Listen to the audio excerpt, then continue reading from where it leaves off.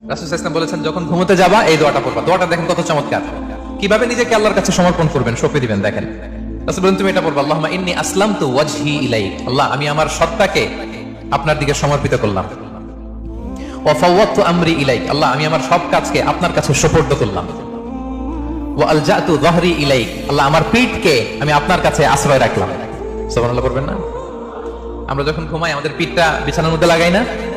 আল্লাহ আমার সত্তাকে আপনার কাছে আমি সমর্পিত করলাম, আল্লাহ আমার সব কাজকে আপনার কাছে আমি সঁপে দিলাম, আল্লাহ আমার পিঠটাকে আপনার কাছে আমি আমানত রাখলাম। লা মালজা ওয়ালা মানজা মিনকা ইল্লা ইলাইক, আল্লাহ আপনি ছাড়া আশ্রয় দেওয়ার কেউ নাই, আল্লাহ আপনি ছাড়া আমাদের মুক্তি দেওয়ার কেউ নাই। আল্লাহ আপনি যে রাসূল পাঠিয়েছেন সেই রাসূলের প্রতি আমি ঈমান আনলাম। আল্লাহ যে কিতাব আপনি আসমান থেকে পাঠিয়েছেন ওই কিতাবের উপর আমি ঈমান আনলাম। সুবহানাল্লাহ পড়েন।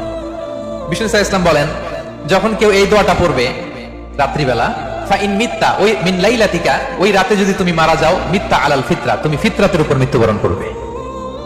ওয়া ইন আসবাহতা আসবাহতা ওয়া কদ আসাবতা খাইরান কাসীরা, আর যদি রাতে মৃত্যু না হয় তুমি বেঁচে যাও তাহলে ওই দিনে তুমি প্রভূত কল্যাণ লাভ করবে। সুবহানাল্লাহ।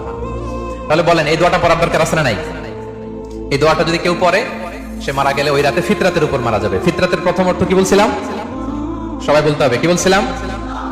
তাহলে এই দোয়া পরে রাতে মারা গেলে সে মুসলিম হয়ে মারা যাবে, ঠিক কিনা?